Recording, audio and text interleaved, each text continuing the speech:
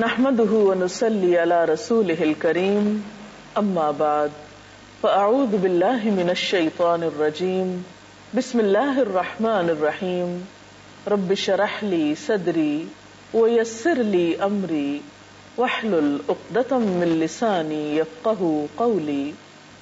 ہماری آج کی گفتگو کا موضوع ہے تم مجھے یاد رکھو میں تمہیں یاد رکھوں گا. دوسرے لفظوں میں آج ہم اللہ تعالیٰ کے ذکر پر بات کریں گے. سوال یہ پیدا ہوتا ہے کہ اللہ تعالیٰ کا ذکر کرنا کیوں ضروری ہے، ذکر کا فائدہ کیا ہے، اور بذات خود ذکر ہوتا کیا ہے. ذکر کا معنی ہے کسی کو یاد کرنا. انسان کس کو یاد کرتا ہے؟ یقیناً اسی کو جو اس کو اچھا لگتا ہے، جس کی اس کی زندگی میں کچھ اہمیت ہوتی ہے. ظاہر ہے کہ ہمارا رب جس نے ہمیں پیدا کیا، جس نے ہمیں سب کچھ دیا، وہ اس بات کا سب سے بڑھ کر مستحق ہے کہ اسے یاد رکھا جائے. اور خاص طور پر روزے کی حالت میں.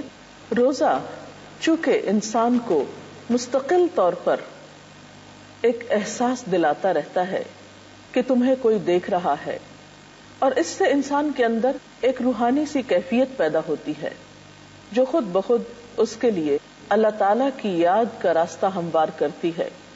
اور ویسے بھی روزے کے ساتھ ہر نیکی کا اجر و ثواب کئی گنا بڑھ جاتا ہے.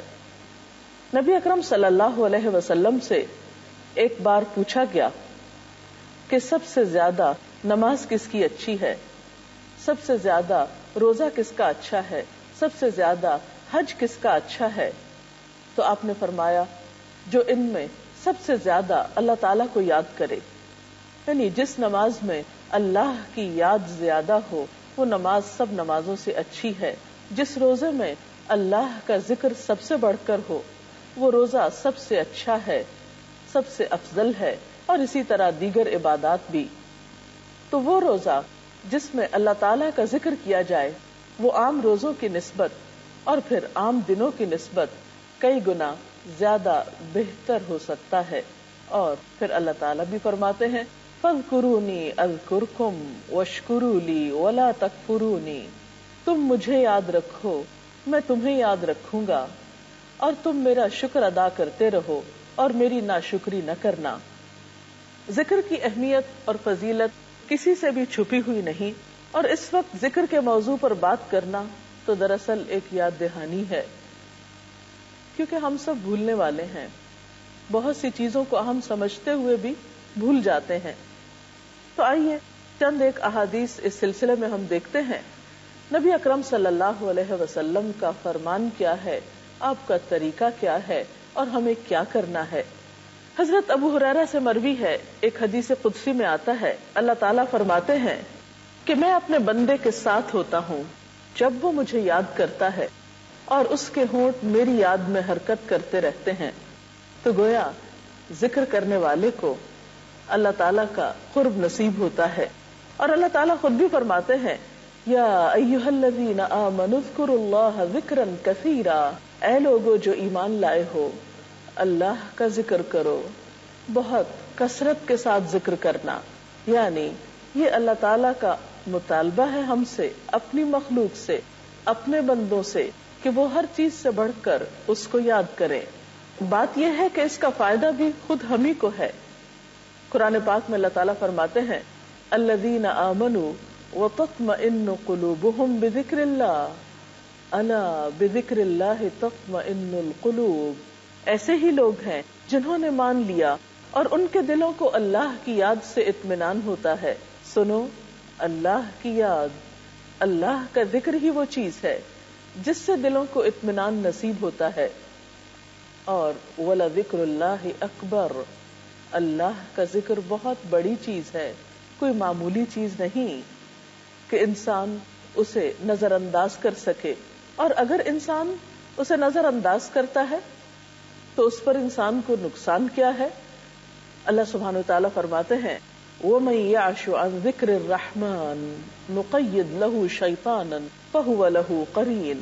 جو شخص رحمان کے ذکر سے غفلت برتتا ہے ہم اس پر ایک شیطان مسلط کر دیتے ہیں اور وہی اس کا ساتھی بن جاتا ہے. تو گویا ایک طرف جہاں ذکر کرنے سے انسان کو اللہ تعالیٰ کا قرب نصیب ہوتا ہے، وہاں دوسری طرف اللہ تعالیٰ کا ذکر بھلا دینے سے اور اس کی یاد سے غافل ہونے سے انسان شیطان کے قریب ہو جاتا ہے یا شیطان اس کا ساتھی بن جاتا ہے. اور آپ سب جانتے ہیں کہ جس کا ساتھی شیطان ہو پھر وہ کیسا ساتھی ہو سکتا ہے اور انسان کا وہ کتنا نقصان کر سکتا ہے. ذکر کا ایک فائدہ یہ بھی ہے کہ ذکر کرنے والا اللہ سبحانہ وتعالی کی حفاظت میں ہوتا ہے. اس سلسلے میں نبی اکرم صلی اللہ علیہ وسلم کی ایک حدیث بہت عمدہ ہے. آپ نے فرمایا، میں تمہیں حکم دیتا ہوں کہ اللہ کو زیادہ یاد کرو اور ذکر کی مثال ایسی سمجھو جیسے کسی آدمی کا اس کے دشمن نہایت تیزی کے ساتھ پیچھا کر رہے ہوں، یہاں تک کہ اس آدمی نے بھاگ کر ایک مضبوط قلعے میں پناہ لے لی ہو اور دشمن کے ہاتھوں میں پڑنے سے بچ گیا ہو. اسی طرح بندہ شیطان سے نجات نہیں پا سکتا مگر اللہ کی یاد کے سہارے. تو گویا جس طرح ایک بندہ دشمن سے بچنے کے لیے ایک قلعے کی حفاظت میں آتا ہے، قلعے میں پناہ لیتا ہے، بالکل اسی طرح شیطان جیسے دشمن سے بچنے کے لیے بھی ذکر ایک مضبوط قلعے کی حیثیت رکھتا ہے. ایک اور حدیث میں آتا ہے، نبی صلی اللہ علیہ وسلم نے فرمایا، اللہ تعالیٰ فرماتے ہیں، میرا بندہ مجھ سے جو توقع رکھتا ہے اور جیسا گمان اس نے میرے متعلق قائم کر رکھا ہے ویسا ہی مجھے پائے گا. جب وہ مجھے یاد کرتا ہے تو میں اس کے ساتھ ہوتا ہوں، اگر وہ مجھے تنہائی میں یاد کرتا ہے تو میں بھی اسے تنہائی میں یاد کرتا ہوں، اگر وہ مجھے کسی جماعت کے ساتھ بیٹھ کر یاد کرتا ہے تو میں ان سے بہتر جماعت میں اس کو یاد کرتا ہوں، اگر وہ میری طرف ایک بالشت بڑھتا ہے تو میں اس کی طرف ایک ہاتھ بڑھ جاتا ہوں، اور اگر وہ میری طرف ایک ہاتھ بڑھتا ہے تو میں اس کی طرف 4 ہاتھ بڑھتا ہوں، اگر وہ میری طرف آہستہ آہستہ آتا ہے تو میں اس کی طرف دوڑ کر جاتا ہوں. تو اس سے بھی کیا پتہ چلتا ہے کہ ہم جیسا معاملہ اللہ سبحانہ وتعالیٰ کے ساتھ کرتے ہیں، اللہ تعالیٰ اس سے بڑھ کر ہمارے ساتھ بھلائی کرتے ہیں. جس طرح ہم اس کو یاد کریں گے ویسے ہی وہ ہمیں یاد کرے گا، بلکہ اس سے بڑھ کر. نبی صلی اللہ علیہ وسلم نے فرمایا، جب کوئی جماعت یعنی اکٹھے ہو کر لوگ بیٹھتے ہیں اور اللہ کو یاد کرتے ہیں تو اللہ تعالیٰ کے فرشتے اس جماعت کو گھیر لیتے ہیں، اس کی رحمت ان پہ چھا جاتی ہے اور سکینت ان پہ نازل ہوتی ہے، اور اللہ تعالیٰ ان کا تذکرہ فرشتوں سے کرتے ہیں. اس سے بھی پتہ چلتا ہے کہ انفرادی ذکر کے علاوہ اجتماعی ذکر یعنی اکٹھے بیٹھ کر دوسرے لوگوں کے ساتھ مل کر اللہ تعالیٰ کو یاد کرنا بہت اجر و ثواب کی بات ہے. بعض اوقات یہ پوچھا جاتا ہے کہ ذکر کب کیا جائے. ذکر کرنے کے اگرچہ کئی طریقے ہیں، سب سے بہترین طریقہ تو خود نماز ہے. قرآن پاک کی تلاوت بھی اللہ تعالیٰ کا ذکر ہے. پھر اسی طرح کچھ مخصوص اوقات کے اذکار بھی نبی صلی اللہ علیہ وسلم سے ثابت ہیں. اگر ہم مسنون دعاؤں کا مطالعہ کریں تو ہم دیکھتے ہیں کہ صبح سے لے کر رات تک اور رات سے صبح تک بہت سے اوقات اور مواقع ایسے ہیں جس میں آپ صلی اللہ علیہ وسلم نے اللہ سبحانہ وتعالیٰ کو یاد کیا. بلکہ آپ کے بارے میں تو یہ آتا ہے، کان یذکر اللہ فی کل احیان، کہ وہ ہر وقت میں اللہ سبحانہ وتعالیٰ کو یاد کیا کرتے تھے. مثلا ہم دیکھتے ہیں دن کا آغاز ہوتا ہے، آنکھ کھولتا ہے انسان تو ساتھ ہی اللہ تعالیٰ کا ذکر سکھایا گیا. الحمدللہ الذی احیانا بعدما اماتنا والیہ النشور. شکر اللہ کا جس نے ہمیں موت کے بعد زندگی بخشی، کیونکہ نیند بھی موت کی بہن ہے، اور اسی کی طرف جی اٹھنا ہے. پھر اسی طرح چھوٹی چھوٹی ضروریات پوری کرتے ہوئے بھی انسان اللہ کا ذکر کرتا رہتا ہے. مثلا واش روم میں جاتے ہوئے، باہر نکلتے ہوئے، کھانا کھاتے ہوئے، آغاز میں، انتہا میں، چھینک آئے اس موقع پر، مختلف جانوروں کے بولنے پر، بارش برسنے کے موقع پر، بادلوں کے گرجنے کے موقع پر، تیز ہواؤں کے چلنے کے موقع پر. مختلف مواقع دن بھر میں ایسے آتے ہیں جہاں اللہ کے رسول صلی اللہ علیہ وسلم نے ہمیں بہترین اذکار سکھائے ہیں. اسی طرح نماز تو ہے ہی اللہ کے ذکر کا نام.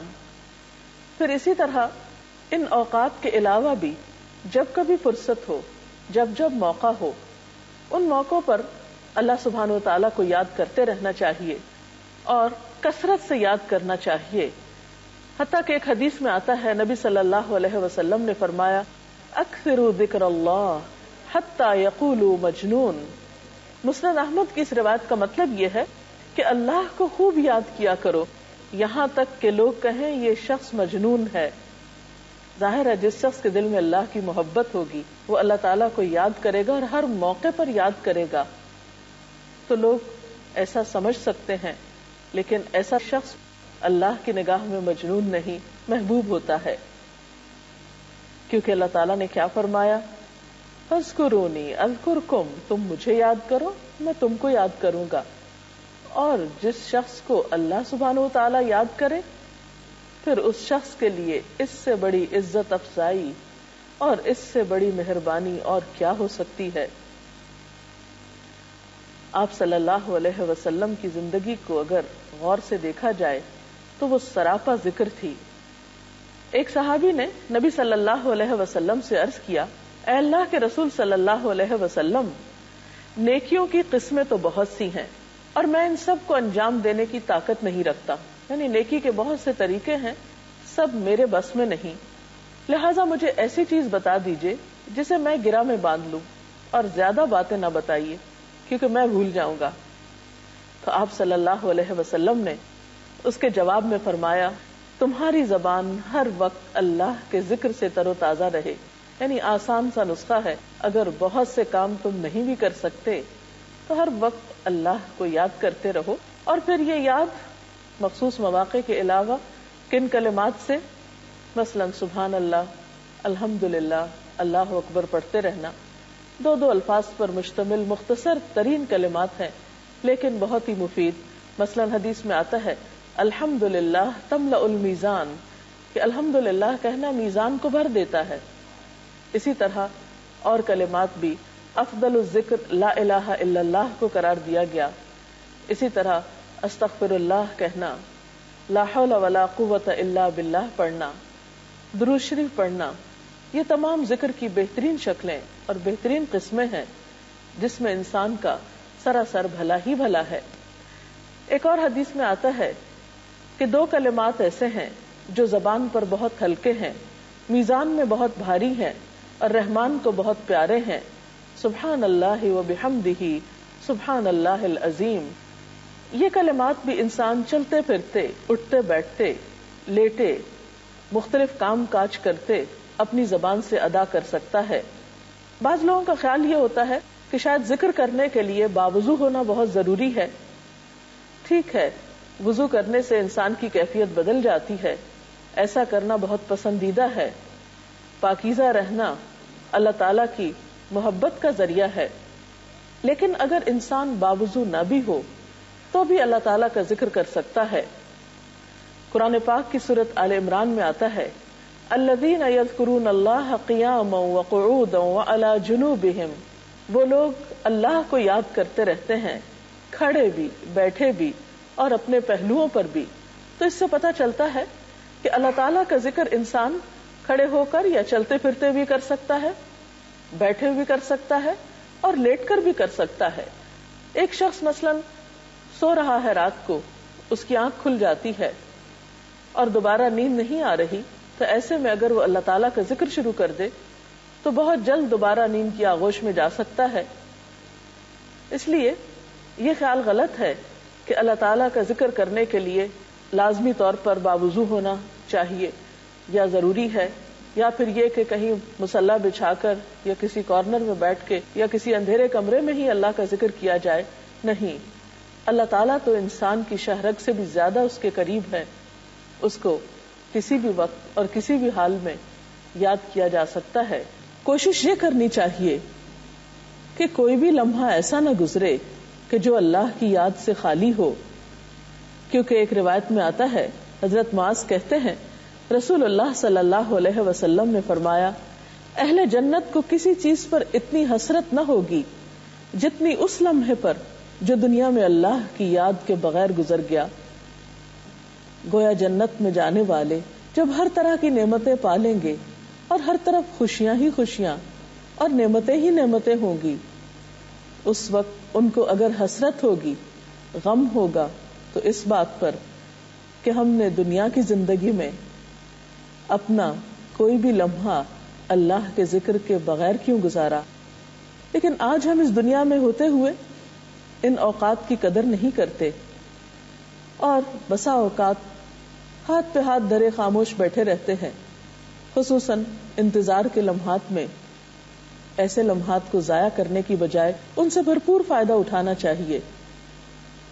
آپ دیکھیے کہ بعض اوقات ہم ڈرائیونگ کر رہے ہوتے ہیں یا واک کر رہے ہوتے ہیں، یا خواتین گھر میں کام کاج کر رہی ہوتی ہیں، مثلاً برتن دھو رہی ہیں، کھانا پکا رہی ہیں، تنہا ہے گھر میں، کوئی بھی نہیں، کسی سے کوئی بات چیت نہیں ہو سکتی، تو ایسے میں اللہ تعالیٰ کو یاد کرتے رہنے سے کاموں میں آسانی بھی ہو جاتی ہے اور انسان کے لیے وقت گزارنا بھی آسان ہو جاتا ہے۔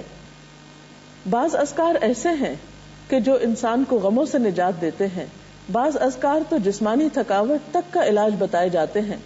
مثلا حضرت فاطمہ رضی اللہ تعالی عنہا حضور اکرم صلی اللہ علیہ وسلم کے پاس حاضر ہوئیں اور ان سے غلام طلب کیا، کیونکہ وہ کام کر کر کے تھک جاتی تھی۔